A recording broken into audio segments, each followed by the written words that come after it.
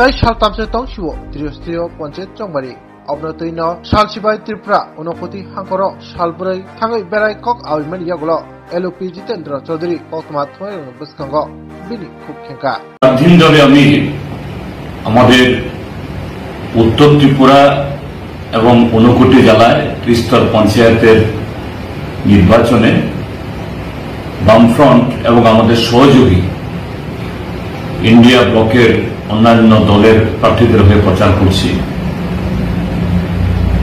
উত্তর ত্রিপুরা এবং ঊনকোটি এটা এই নির্বাচনে ত্রিপুরা যে বিজেপি অপশাসনের বিরুদ্ধে জনগণের যে প্রতিবাদ প্রতিরোধ গণতন্ত্র পুনরুদ্ধারের যে লড়াই সে লড়াইয়ের অন্যতম প্রতীক হিসাবে এই পঞ্চায়েত নির্বাচনে তারা অবতীর্ণ হয়েছে। এই দুটি জেলাতেও অন্যান্য জেলাতে যেরকম ভাবে জবরদস্তি করে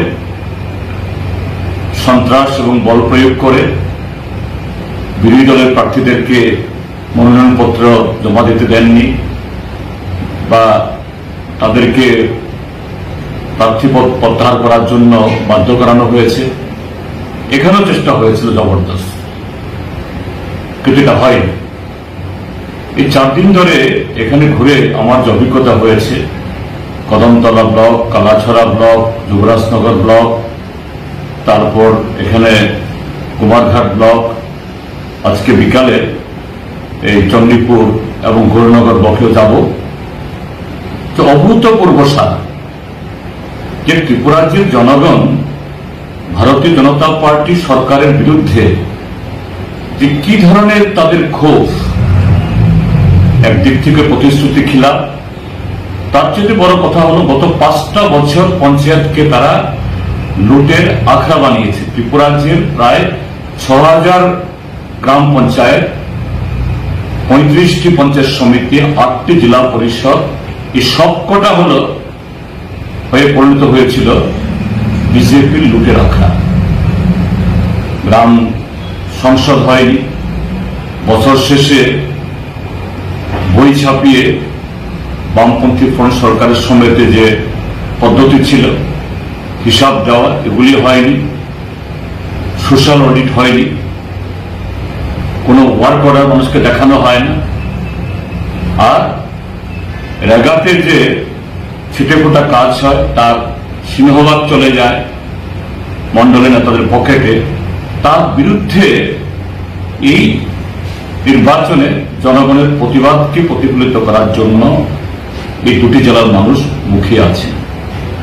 আমি বলবো এই দুটি জেলাতে যে ফলাফল, তার যে আভাস দেখছি, এটা শুধু লুটেরাদের হাত থেকে, অর্থাৎ ত্রিস্তর পঞ্চায়েতকে দুর্নীতি মুক্ত করার আকুতি না, এটা আগামী দিন গণতন্ত্র পুনরুদ্ধারের লড়াই বা সংগ্রামে এক নতুন মাইলস্টোন রচনা করবে এই নির্বাচন। আমি আজকেও 3টা জায়গায় যাব এবং সর্বত্র এখানে গত 3 দিন যা দেখেছি তারই প্রতিফলন ঘটবে আশা করি। এবং এটা শুধু এই উত্তর এবং ঊনকোটি জেলা কেন, যে অবশিষ্ট জেলাগুলোতেও যে কটা আসনে বহু লড়াই করে শহীদের এই একজন প্রার্থী খুইয়েও যে প্রার্থীরা আছেন, সেখান থেকেও একই ধরনের আভাস আমরা পাচ্ছি। অর্থাৎ যেখানে মানুষ সুযোগ পাবে এই ভারতীয় জনতা পার্টির যে একদলীয় শাসন কায়েম করা, জনগণের সম্পদ লুট করার বিরুদ্ধে জিহাদ হিসাবে এই পঞ্চায়েত নির্বাচন লড়াইটাকে পরিণত করার জন্য মানুষ এবার মুখিয়ে আছেন। আমরা সেটাই আমরা প্রত্যক্ষ করছি। এবং 8 তারিখে যদি সেরকম কমিশন যদি মানুষের এই ভোট প্রদানে যদি যে বাধা তৈরি করছে, এ থেকে যদি একটা মুক্ত রাখতে পারে, অর্থাৎ একটা অবাধে ভোট দেওয়ার সুযোগ মানুষ পায়, তাহলে একটা ব্যতিক্রমী ফল এই নির্বাচনে হতে যাচ্ছে, এটা অবশ্যই।